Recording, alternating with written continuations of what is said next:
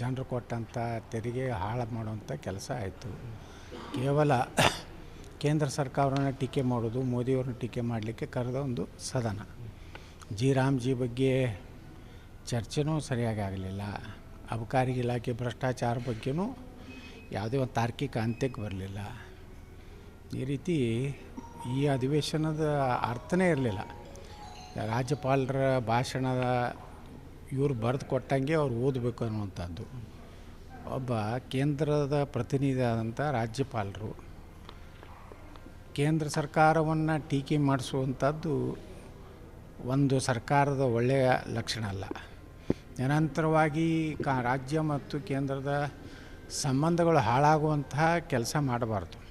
ಯಾಕಂದರೆ ಸಾಕಷ್ಟು ಅಭಿವೃದ್ಧಿ ಆಗಬೇಕಾಗಿದೆ, ಕರ್ನಾಟಕಕ್ಕೆ ಸಾಕಷ್ಟು ಹಣ ಬರಬೇಕಾಗಿದೆ. ಅದು ವಿಧಾನಸಭೆಯಲ್ಲಿ ಒಂದು ಆರೋಗ್ಯಕರವಾದಂಥ ಚರ್ಚೆ ಆಗಬೇಕಾಗಿತ್ತು. ಅದು ಆಗದೆ ಒಂದು ರೀತಿ ಈ ಸದನ ಕೇವಲ ಶಾಸಕರ ಒಂದು ಸಂಬಳ ಭತ್ಯೆಗಾಗಿ ಮಾಡಿದಂಥ ಒಂದು ಕಾರ್ಯಕ್ರಮ ಆಯಿತು. ಅಬಕಾರಿ ಹಗರಣ ಅಂತ ಭಾಳ ದೊಡ್ಡ ಗುಲ್ಲಾಯಿತು ಸರ್. ಈಗ ನೋಡಿದರೆ ಬಿ ಜೆ ಪಿಯನ್ನು ದೊಡ್ಡ ಆಸಕ್ತಿದಾಯಕವಾಗೋದ್ರ ಬಗ್ಗೆ ಏನೋ ಜಿಲ್ಲಾ ಮಟ್ಟದಲ್ಲೆಲ್ಲ ಮಾಡ್ತಾ ಇದೆ ಬಿಟ್ಟರೆ ನಿಮ್ಗೆ ಅನಿಸ್ತಾ ಇದೆಯಾ ಪ್ರಭಾವಕಾರಿಯಾಗಿ ಅದನ್ನು ನೋಡಿ? ಬಿ ಜೆ ಪಿ ರಾಜ್ಯಾಧ್ಯಕ್ಷರು ಸಂಪೂರ್ಣವಾಗಿ ಈ ಸರ್ಕಾರದ ವೈಫಲ್ಯಗಳನ್ನು ವಿಧಾನಸಭೆಯಲ್ಲೂ ಮಾತಾಡ್ತಾ ಇಲ್ಲ, ಬಹಿರಂಗವಾಗಿಯೂ ಮಾತಾಡ್ತಾ ಇಲ್ಲ. ಸದನದಲ್ಲೇ ಕುಂಡ್ರೋದಿಲ್ಲ, ಸದನದಲ್ಲಿ ಆ ಚರ್ಚೆಯಲ್ಲೇ ಭಾಗವಹಿಸೋದಿಲ್ಲ.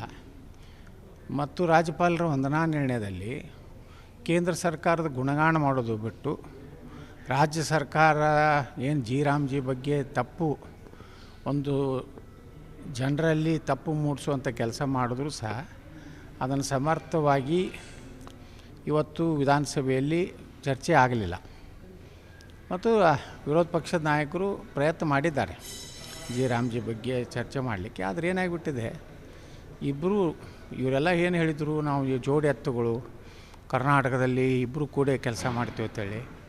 ಆ ರೀತಿ ಬಿ ಜೆ ಪಿಯಲ್ಲಿ ಮೊನ್ನೆ ಅಧಿವೇಶನದಲ್ಲಿ ಎಲ್ಲೋ ನಾನು ಭಾಳ ಉಗ್ರ ಟೀಕೆ ಮಾಡಿದಂದ್ರೆ ನನ್ನೆಲ್ಲ ಫೈಲ್ಗಳನ್ನು ತೆಗೆದಿಡ್ತಾರೆ ಅನ್ನುವಂಥ ಭಯದಿಂದ ಈ ಸದನದಿಂದ ಓಡಿ ಹೋದಂಥದ್ದು ನಾವು ನೋಡಿದೆವು. ಯಾವ ಅಬಕಾರಿ ಹಗರಣದಲ್ಲಿಯೂ ಮಾತಾಡಲಿಲ್ಲ. ರಾಜ್ಯಪಾಲರ ವಂದನಾ ನಿರ್ಣಯದಲ್ಲಿಯೂ ಸಹ ಕಳೆದ ಎರಡೂವರೆ ವರ್ಷದ ಸರ್ಕಾರದ ವೈಫಲ್ಯಗಳ ಬಗ್ಗೆನೂ ಮಾತಾಡಲಿಲ್ಲ. ಮತ್ತು ಯಾವುದೇ ಒಂದು ಹೋರಾಟ ತಾರ್ಕಿಕ ಅಂತ್ಯನೂ ಕಾಣಲಿಲ್ಲ.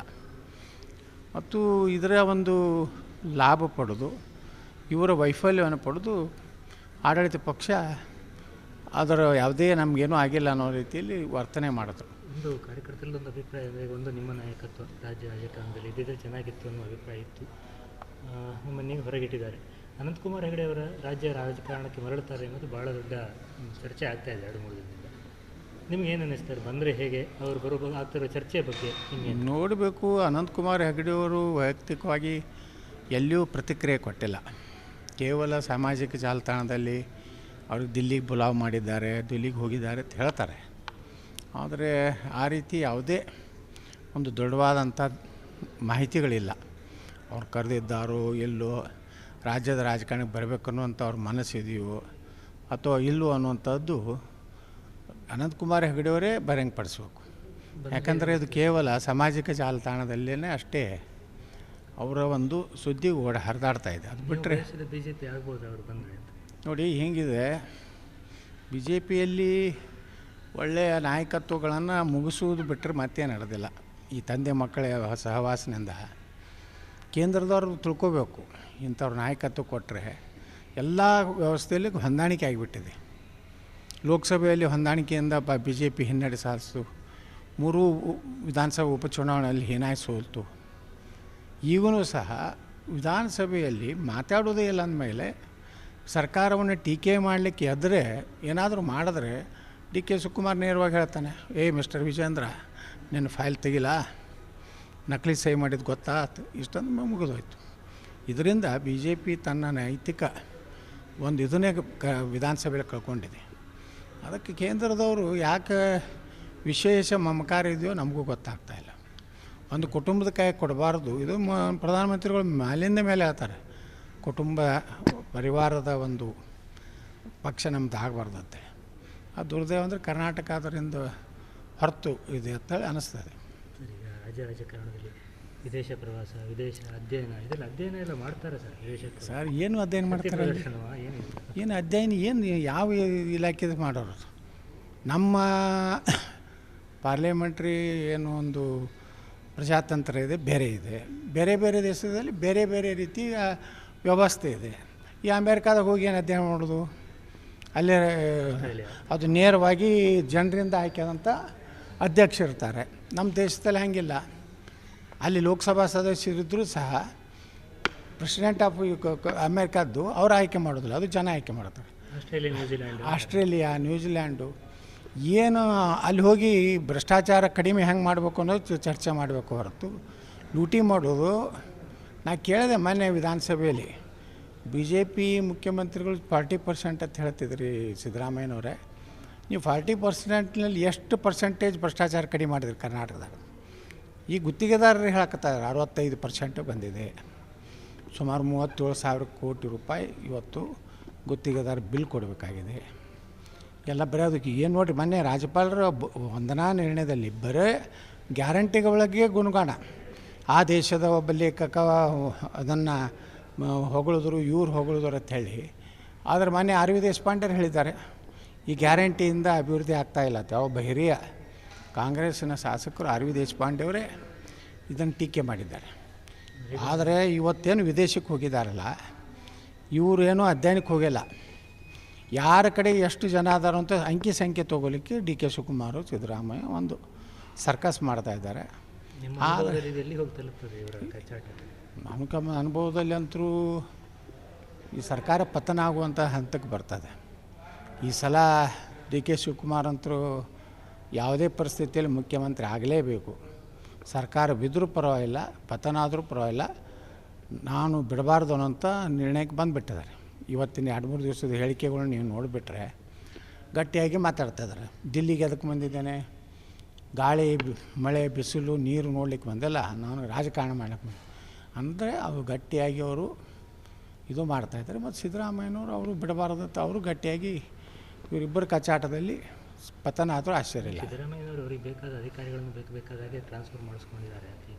ಈಗಷ್ಟೇ ಬರುವಾಗ ನೋಡ್ತಾ ಇದ್ದೀವಿ, ಮೈಸೂರಲ್ಲಿ ವರ್ಗಾವಣೆ ಅನ್ನುವಂಥದ್ದು ಒಂದು ದೊಡ್ಡ ಇದು ಭ್ರಷ್ಟಾಚಾರದ ಒಂದು ಕೂಪಾಗಿದೆ. ಅದು ನೇರವಾಗಿ ಸಿದ್ದರಾಮಯ್ಯನವರ ಮಗ ಮತ್ತು ಭೈರತಿ ಸುರೇಶ್ ಇಡೀ ವರ್ಗಾವಣೆ ದಂಧೆಯಲ್ಲಿ ಕೆಲವೊಂದು ಜಿಲ್ಲೆಯ ಶಾಸಕರು, ಉಸ್ತುವಾರಿ ಸಚಿವರು ಸಹಿತ ಇವರ ಹಸ್ತಕ್ಷೇಪದಿಂದ ಸಾಕಷ್ಟು ಮುಖ್ಯಮಂತ್ರಿಗಳ ಬಗ್ಗೆ ಬೇಸರ ವ್ಯಕ್ತಪಡಿಸ್ತಾ ಇದ್ದಾರೆ. ಆ ರೀತಿ ಒಂದು ವಾತಾವರಣ ತಯಾರಾಗಿದೆ. ಯಾಕಂದರೆ ನಾನು ಹೇಳಿದೆ ವಿಧಾನಸಭೆಯಲ್ಲಿ, ಸಿದ್ದರಾಮಯ್ಯನವರೇ ನೀವು ಕರ್ನಾಟಕದ ಅತಿ ಹೆಚ್ಚು ಅವಧಿಯ ಮುಖ್ಯಮಂತ್ರಿ, ದೇವರಾಜ ಅರಸರ ಒಂದು ದಾಖಲೆ ಮುರಿದ್ರಿ ಅಂತ ಹೇಳಿದ್ರಿ, ಹೆಚ್ಚು ಬಜೆಟ್ ಕೊಟ್ಟಂಥ ಒಬ್ಬ ಫೈನಾನ್ಸ್ ಮಿನಿಸ್ಟರ್ ಅಂತ ಹೇಳಿದ್ರಿ. ಕೊನೆಗೆ ನೀವು ಹೋಗುವಾಗ ರಾಜ್ಯದ ಅತ್ಯಂತ ಕಡು ಭ್ರಷ್ಟ ಮುಖ್ಯಮಂತ್ರಿ ಅಂತ ಹೆಸರು ಹಾಕ್ಕೊಂಡು ಹೋಗಬೇಡಿ, ರಾಜ್ಯಕ್ಕೆ ಒಳ್ಳೆಯದನ್ನು ಮಾಡಿ. ಜನ ಏನೋ ಅವರು ಹೇಳ್ತಾರೆ, ಕೆಲವೊಂದು ಕಾಂಗ್ರೆಸ್ಸಿನವ್ರು ಹೇಳ್ತಾರೆ ಇದು ಕೊನೆ ಬಜೆಟ್ ಆಗ್ತದೆ ಅಂತ ಹೇಳ್ತಾರೆ. ಇವರು ಸಿದ್ದರಾಮಯ್ಯ ಹೇಳ್ತಾರೆ ಈ ಪೂರ್ಣ ಅವಧಿಗೆ ನಮ್ಮ ತಂದೆಯವರು ಮುಗಿಸ್ತಾರತ್ತ ಅವ್ರ ಮಗ ಹೇಳ್ತಾರೆ. ಒಟ್ಟು ಗೊಂದಲದಲ್ಲಿದೆ. ಹೈಕಮಾಂಡ್ ವೀಕ್ ಆಗಿದೆ. ರಾಹುಲ್ ಗಾಂಧಿಗೆ ತಲೆಯಲ್ಲಿ ಮೆದುಳಿಲ್ಲ. ಸೆಂಟ್ರಲ್ ಮಿನಿಸ್ಟರ್ ಆಗಿದ್ದವರು ಈಗ ಅಲ್ಲಿ ಅಧಿವೇಶನ ನಡೀತಾ ಇರೋದು, ರಾಹುಲ್ ಗಾಂಧಿ ಅವರ ವರ್ತನೆ ನಿಮ್ಗೆ ಏನು ಅನ್ನಿಸ್ತದೆ? ಅವರು ರಾಹುಲ್ ಗಾಂಧಿ ಒಬ್ಬ ಅಪ್ರಾಪ್ತ ಬುದ್ಧಿ ಇಲ್ಲಾರ್ದವ. ನೋಡಿರಿ, ಸದನ ನಡಿಬೇಕು, ಚರ್ಚೆ ಆಗಬೇಕು. ನೀವು ಚರ್ಚೆನೇ ಮಾಡೋದಿಲ್ಲ. ಯಾವುದೋ ಒಂದು ಪುಸ್ತಕ ಇನ್ನೂ ಅದು ಇದುವೇ ಆಗಿಲ್ಲ, ಪಬ್ಲಿಷೇ ಆಗಿಲ್ಲ, ಇನ್ನೂ ಅವ್ರು ಬಿಡುಗಡೆ ಆಗಿಲ್ಲ. ಹಂಗೆ ಸಾಕಷ್ಟು ನೆಹರು ಮತ್ತು ಗಾಂಧಿ ಮಂತಂದು ಹಗರಣಗಳು, ಅವರ ಸ್ಕ್ಯಾಂಡಲ್ಗಳು, ಅವರ ಸೆಕ್ಸ್ ಸ್ಕ್ಯಾಂಡಲ್ಗಳು, ಅಂಥವು ಪುಸ್ತಕ ಭಾಳ ಅದಾವೆ ದೇಶನಾಗ. ಅದನ್ನು ಚರ್ಚೆ ಮಾಡಲಿ ಪಾರ್ಲಿಮೆಂಟ್ನಾಗ. ಇಂದಿರಾ ಗಾಂಧಿಯವರು ಏನೇನು ಗದ್ದಲ ಮಾಡಿದ್ರು, ಜವಾಹರ್ಲಾಲ್ ನೆಹರು ಲಾರ್ಡ್ ಏನು ಮೌಂಟ್ ಬ್ಯಾಟನ್ ಹೆಂಡತಿ ಜೋಡ ಏನು ಇದು ಸಂಪರ್ಕ ಇತ್ತು, ಶೇಖ್ ಅಬ್ದುಲ್ಲಾನ್ ಮನಿಯವ್ರ ಜೋಡ ಏನು ಇವನ್ನೂ ಚರ್ಚೆ ಮಾಡಲಿ. ಪ್ರಧಾನಮಂತ್ರಿ ಮೋದಿಯವರು ಏನು ಅವತ್ತಿನ ನಮ್ಮ ಏನು ವಾಯುಸೇನೆಯ ಅಧ್ಯಕ್ಷರು ಅವರು ತಮ್ಮ ಪುಸ್ತಕದಲ್ಲಿ ಏನು ಬರ್ತಾರೆ, ಯಾವುದೇ ನಿರ್ಣಯ ನೀವು ತೆಗೆದುಕೊಳ್ರಿ, ಫ್ರೀ ಹ್ಯಾಂಡ್ ಕೊಟ್ಟಾರೆ. ಇವತ್ತು ಮಿಲ್ಟ್ರಿಗೆ ನಾವು ಫ್ರೀ ಹ್ಯಾಂಡ್ ಕೊಡದೇ ಇದ್ದರೆ ಕಾಶ್ಮೀರದಲ್ಲಿ ಇವತ್ತು ಭಯೋತ್ಪಾದನೆ ಎಷ್ಟು ಕಡಿಮೆ ಆಗಿದೆ. ಮೊದಲು ಸೈನಿಕರನ್ನ ಯಾವ ರೀತಿ ಅವ್ರು ಹೊಡಿತಿದ್ರು. ಈಗ ಫ್ರೀ ಹ್ಯಾಂಡು ನಮ್ಮ ಮಿಲ್ಟ್ರಿ ಕೊಟ್ಟಿದ್ದರಿಂದಲೇ ಇವತ್ತು ಕಾಶ್ಮೀರ ಸಂಪೂರ್ಣವಾಗಿ ಶಾಂತಿ ಇದೆ. ಎಲ್ಲರ ಕಲ್ಲು ತೂರಾಟ ಅಥವಾ ನಮ್ಮ ಭಾರತೀಯ ಸೈನ್ಯದ ಸೈನಿಕರನ್ನು, ನಮ್ಮ ಪೊಲೀಸ್ ಆರಕ್ಷಕರನ್ನ ಇವತ್ತು ಕಾಶ್ಮೀರದಲ್ಲಿ ಒಂದು ಘಟನೆ ನಾವು ನೋಡ್ತಾ ಇಲ್ಲ.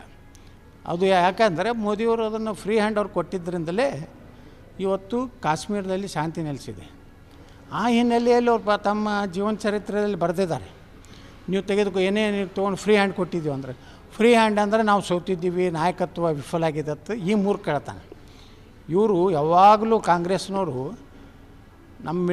ನಮ್ಮ ಸೈನಿಕರಿಗೆ ಕೇಳಬೇಕು. ಹಿಂದೆ ಹೇಳ್ತಿದ್ರು, ಅವ್ರು ಕಲ್ಲು ಹೋಗಿದ್ರೂ ವಾಪಸ್ಸು ಗುಂಡು ಹಾಕುವಂಥದ್ದು ಅಧಿಕಾರ ಇರಲಿಲ್ಲ.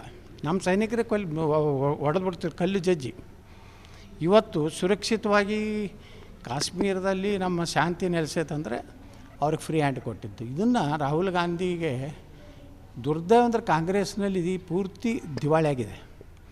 ಅವ್ರು ಯಾರೂ ತಮ್ಮ ನಾಯಕ ತಪ್ಪು ಮಾಡಿದಾಗ ಇದು ನೀ ತಪ್ಪು ಮಾಡ್ತಾ ಇದೆಯಾ ಅಂತ ಹೇಳುವಂಥ ಒಬ್ಬ ಲೀಡ್ರ್ ಇಲ್ಲ. ಈ ಪ್ರಿಯರಂಜನ್ ನಮ್ಮ ಇವರಿದ್ದರು, ನಮ್ಮ ಹಿಂದಿನ ರಾಷ್ಟ್ರಪತಿಗಳು ಪ್ರಣಬ್ ಮುಖರ್ಜಿಯವರು, ಅವ್ರು ತಪ್ಪಾದಾಗ ಹೇಳ್ತಿದ್ರು. ಅಂಥ ನಾಯಕತ್ವ ಇಲ್ಲ, ಎಲ್ಲ ಚೀಲಗಳಿಗೆ ಸೇರಿಬಿಟ್ಟಿದ್ದಾರೆ. ಅದರೊಳಗೆ ಆ ಕೇರಳದ ಒಬ್ಬ ಏನು ಆ ಕೇರಳ ತಾನು ಸ್ವಂತ ಲೋಕಸಭೆಗೆ ಆರಿಸ್ಬರಲ್ಲ ಅಂತ ವ್ಯಕ್ತಿ ಮಾತು ಕೇಳ್ಕೊಂಡು ಈ ದೇಶದಲ್ಲಿ ವಿರೋಧ ಪಕ್ಷ ಒಬ್ಬ ಹೆಂಗಿರಬೇಕು, ಅವ್ರಿಗೇನಾದರೂ ದೇಶದ ಬಗ್ಗೆ ಚರ್ಚೆನೇ ಮಾಡೋದಿಲ್ಲ. ಬರಗಾಲದ ಬಗ್ಗೆ, ಅತಿವೃಷ್ಟಿ ಬಗ್ಗೆ, ನೀರಾವರಿ ಬಗ್ಗೆ ಏನು ಲೋಕಸಭೆಯಲ್ಲಿ ಏನು ಚರ್ಚೆ ಆಗ್ತಾಯಿದೆ? ಬರೀ ಚಿಲ್ಲರೆ ಮಾನ್ಯ ಪ್ರಧಾನಮಂತ್ರಿಗಳ ಏನು ಕುಂಡ್ರುವಂಥ ಸ್ಥಾನ ಬಳಿ ಬಂದು ಅವ್ರ ಮೇಲೆ ಅಪಮಾನ ಮಾಡುವಂಥದ್ದು ವ್ಯವಸ್ಥಿತವಾಗಿ. ಇದಕ್ಕೆಲ್ಲ ನನಗನ್ನಿಸ್ತದೆ ರಾಹುಲ್ ಗಾಂಧಿ ಒಬ್ಬ ಚೀನಾ ಪಾಕಿಸ್ತಾನ ಏಜೆಂಟ್ ಇದ್ದಂಗೆ ನಾನು. ಅವರ ಪೂರ್ತಿ DNA ಚೆಕ್ ಮಾಡ್ಬೇಕಂತ ಹೇಳ್ತೇನೆ ನಾನು. ಕರಾವಳಿಯಲ್ಲಿ ಮತ್ತೆ ಲವ್ ಜಿಹಾದ್ ಸದ್ದು ಮಾಡ್ತಾ ಇದ್ದೀವಿ. ಮಂಗಳೂರಲ್ಲಿ ಗೊತ್ತಿರ್ಬೋದು, ಕೇರಳ ಗಡಿ ಭಾಗದಲ್ಲಿ ಯಾವ ಘಟನೆ ಏನು ಹೇಳಿದ್ದು? ನೋಡಿ, ಇದು ಲವ್ ಜಿಹಾದು ಇಡೀ ದೇಶಾದ್ಯಂತ, ಅದರಲ್ಲಿ ಕರಾವಳಿ ಭಾಗದಲ್ಲಿ ಭಾಳ ಒಂದು ಘಟನೆಗಳು ಆಗ್ತಾಯಿವೆ. ಇದಕ್ಕೆ ನಾವು ಮೊದಲು ಹಿಂದೂಗಳು ನಾವು ಜಾಗೃತ ಆಗಬೇಕು. ನಮ್ಮ ಕುಟುಂಬವನ್ನು, ನಮ್ಮ ಕುಟುಂಬದ ಮಕ್ಕಳನ್ನು ಸರಿಯಾಗಿ ಅವರ ಎಲ್ಲ ಎಲ್ಲೆಲ್ಲಿ ಅವರ ಇದರ ಮೇಲೆ ವಾಚ್ ಇಡಬೇಕು. ಇಲ್ಲಾಂದರೆ ಇಲ್ಲಿ ಅದೊಂದು ದೊಡ್ಡ ಜಾಗತಿಕವಾಗಿಯೇ ಅವರು ಇದೊಂದು ಏನು ಲವ್ ಜಿಹಾದ್ ಅನ್ನೋಂಥ ಮೂಲಕ ನಮ್ಮ ಹಿಂದೂ ಹೆಣ್ಮಕ್ಕಳನ್ನ, ನಿನ್ನೆ ನೋಡ್ರಿ ಒಂದು ಯಾವುದೋ ಬೆಂಗಳೂರಿನಲ್ಲಿ ಬ್ರಾಹ್ಮಣ ಹೆಣ್ಮಗಳು ಒಂದು ಮಗುವನ್ನು ಮಾಡಿ ಈಗ ಅವ್ನು ಬಿಟ್ಟು ಮತ್ತೊಂದು ಲಗ್ನ ಆಗಿದ್ದಾನಂತೆ. ಇಂಥ ಘಟನೆಗಳನ್ನು ನಮ್ಮ ಮಕ್ಕಳಿಗೂ ಸಹ ಒಂದು ಗಂಭೀರವಾಗಿ ತೊಗೋಬೇಕು. ಇಲ್ಲಾಂದರೆ ಫ್ರೀಯಾಗಿ ಬಿಡೋದ್ರಿಂದಲೂ ಒಮ್ಮೊಮ್ಮೆ ಅವ್ರು ಏನು ಮಾಡ್ತಾರೆ, ಅವ್ರು ಎಲ್ಲೆಲ್ಲಿ ಅಡ್ಡಾಡ್ತಾರೆ, ಎಲ್ಲನೂ ಸ್ವಲ್ಪ ಜಾಗೃತಿ ನಾವು ಮಾಡಬೇಕು. ಯಾಕಂದರೆ ಈ ಸರ್ಕಾರ ಅಂತೂ ಮಾಡೋದಿಲ್ಲ. ಈ ಸರ್ಕಾರ ಅದಕ್ಕೆ ಬೆಂಬಲ ಇದೆ. ಅದು ಕಾನೂನಾತ್ಮಕವಾಗಿ ಯಾವುದೇ ರೀತಿ ಅವರಿಬ್ಬರು 18 ವರ್ಷ ಪ್ರಾಯ ಇದ್ದರೆ ಏನೂ ನಾವು ಅದನ್ನು ಇದು ಮಾಡಲಿಕ್ಕೆ ಬರೋದಿಲ್ಲ. ಆದರೆ ಅದನ್ನು ಕಾನೂನು ತಿದ್ದುಪಡಿ ಆಗಬೇಕು. ತಂದೆ ತಾಯಿ ಒಪ್ಪಿಗೆ ಇಲ್ಲಾರ್ದೇ ಯಾವುದೇ, ಈಗ ಅಸ್ಸಾಂದಲ್ಲಿ ಜಾರಿ ಮಾಡ್ತಾಯಿದ್ದಾರೆ, ಅದೇ ರೀತಿ ಕರ್ನಾಟಕದಲ್ಲಿ ಜಾರಿ ಮಾಡುವಂಥ ಸರ್ಕಾರ ಬರಬೇಕು. ಸಿದ್ದರಾಮಯ್ಯ ಕಾಂಗ್ರೆಸ್ ಕಡೆಯಿಂದ ಇವೆಲ್ಲ ಆಗದಂತೆ. ಇವರು ಲವ್ ಜಿಹಾದ್ಗೆ ಬೆಂಬಲ ಕೊಡುವಂಥ ಸರ್ಕಾರ ಇದು. SIR ಪ್ರಕ್ರಿಯೆ ರಾಜ್ಯದಲ್ಲಿ ಎಲ್ಲ ರಾಜ್ಯದಲ್ಲಿ ಇಂಪ್ಲಿಮೆಂಟ್ ಮಾಡಲೇಬೇಕು. ರಾಜ್ಯ ಸರ್ಕಾರ ಅದನ್ನು ಇದು ಮಾಡಬಾರ್ದು, ಕೇಂದ್ರ ಸರ್ಕಾರ ಹೇಳಿದೆ. ರಾಜ್ಯ ಸರ್ಕಾರ ಅದಕ್ಕೆ ಸ್ಪಂದನೆ ಕೊಡ್ಬೋದು ಅನ್ಸುತ್ತೆ. ಇಲ್ಲ, ಸುಪ್ರೀಂ ಕೋರ್ಟೇ ಹೇಳಿದೆಲ್ಲ, SIRನ ಯಾವುದೇ ತೊಂದರೆ ಕೊಡಬಾರ್ದು. ಸ್ವತಃ ಪಶ್ಚಿಮ ಬಂಗಾಳದ ಮುಖ್ಯಮಂತ್ರಿ ಹೋಗಿ ಸುಪ್ರೀಂ ಕೋರ್ಟ್ನಲ್ಲಿ ಇವತ್ತು ಆರ್ಗ್ಯುಮೆಂಟ್ ಮಾಡಿದ್ರು. ಆದರೆ ಸುಪ್ರೀಂ ಕೋರ್ಟು ಭಾಳ ಐತಿಹಾಸಿಕ ಒಂದು ತೀರ್ಪು ಕೊಟ್ಟಿದೆ. ಯಾಕೆ ಆಗಬಾರ್ದು SIR? ಇವತ್ತು ಬಾಂಗ್ಲಾದೇಶದವರು ರೋಹಿಂಗ್ಯಾಗಳು ನಮ್ಮ ದೇಶದ ಒಳಗೆ ಬಂದು ಅವರು ಕಡಿಮೆ ವೇತನಕ್ಕಾಗಿ ದುಡಿತಾರೆ ಸರಿ, ಆದರೆ ಅವ್ರ ಮುಂದಿನ ಉದ್ದೇಶ ಭಾರತದಲ್ಲಿ ಇಸ್ಲಾಮೀಕರಣವನ್ನು ಬೆಳೆಸುವಂಥದ್ದು. ಅದಕ್ಕೆ ಆರ್ಥಿಕವಾಗಿ ಅವರಿಗೆ ಹಿಂದೆ ಬೆಂಬಲ ಇದೆ. ಈಗ ಬೆಂಗಳೂರಿನಲ್ಲೇ ನಾನೇ ಮೊನ್ನೆ ಕಾಲಿಂಗ್ ಅಟೆನ್ಸಲ್ಲಿ ಕೇಳಿದಾಗ ನಮ್ಮ ಸರ್ಕಾರದ ಇಲಾಖೆಯಲ್ಲಿ ಅವರು ಭಾಳ ಕಡಿಮೆ ಅಂಕೆಗಳನ್ನು ಕೊಟ್ಟಿದ್ದಾರೆ. ಸುಮಾರು 250-90 ಜನ ಇದ್ದಾರೆ. ಹಾಗೆಲ್ಲ ಸುಮಾರು ನಮ್ಮ ಒಂದು ಹಿಂದಿನ ಒಬ್ಬ ಪೊಲೀಸ್ ಕಮಿಷನರು ಅವರ ಪ್ರಕಾರನೇ ಸುಮಾರು 5 ಲಕ್ಷ ಜನ ಬೆಂಗಳೂರು ನಗರದಲ್ಲೇ ಇದ್ದಾರೆ. ಆದರೆ ಇದು ಒಟ್ಟಾರೆ ಮೊನ್ನೆ ಅದಕ್ಕೆ ಆಗಿ ಸಪ್ರೇಟಾಗಿ ಒಂದು SIT ಮಾಡ್ತೀನಿ ಅಂತೇಳಿ ವಿಧಾನಸಭೆಯಲ್ಲಿ ನನ್ನ ಒಂದು ಗಮನ ಸೆಳೆಯೋ ಸೂಚನೆಗೆ ರಾಮಲಿಂಗಾರೆಡ್ಡಿ ಅವರು ನಮ್ಮ ಗೃಹ ಮಂತ್ರಿಗಳ ಪರವಾಗಿ ಏನು ಉತ್ತರ ಕೊಟ್ಟಿದ್ದಾರೆ. ಪೊಲೀಸರಿಗೆ ಫ್ರೀ ಹ್ಯಾಂಡ್ ಕೊಡಬೇಕು, ಯಾರ್ಯಾರನ್ನೋ ಇದು ಮಾಡ್ತಾರೆ ಇಲ್ಲಿಂದ ನಮ್ಮ ರಾಜ್ಯದಿಂದ ಹೊರದಬ್ಬುವಂಥ ಕೆಲಸ ಆಗಬೇಕು. ಅದು ಆಗಬೇಕಾದ್ರೆ SIRನೂ ಸಹ ಭಾಳ ಅವಶ್ಯ ಇದೆ. ಯಾಕಂದರೆ ಡುಪ್ಲಿಕೇಟ್ ಓಟು ಭಾಳಷ್ಟು ಇವತ್ತು ನೋಡಿ ತಮಿಳ್ನಾಡಿನಲ್ಲಿ 1 ಕೋಟಿಗಿಂತ ಮಿಕ್ಕಿ ಫೇಕ್ ಮತದಾರ ಸಿಕ್ಕರು, ಪಶ್ಚಿಮ ಬಂಗಾಳದಲ್ಲಿ ಸಿಕ್ಕರು. ಪಶ್ಚಿಮ ಬಂಗಾಳದಲ್ಲಂತರೂ ಹೆಚ್ಚು ಕಡಿಮೆ ಅದು ಬಾಂಗ್ಲಾದೇಶದೊಂದು ಭಾಗ ಆಗಿಬಿಟ್ಟಿದೆ. ಆ ರೀತಿ ಇದು SIR ಆಗಲೇಬೇಕು. SIRಗೆ ಸರ್ಕಾರ ಅವಶ್ಯವಾಗಿ ಸಹಕಾರ ನೀಡದಿದ್ದರೆ ಸುಪ್ರೀಂ ಕೋರ್ಟಿನ ತೀರ್ಪಿನ ಉಲ್ಲಂಘನೆ ಆಗ್ತದೆ, ಸರ್ಕಾರ ವಜಾ ಮಾಡುವಂಥ ಅನಿವಾರ್ಯತೆ ದೇಶದಲ್ಲಿ ಬರ್ಬೋದು.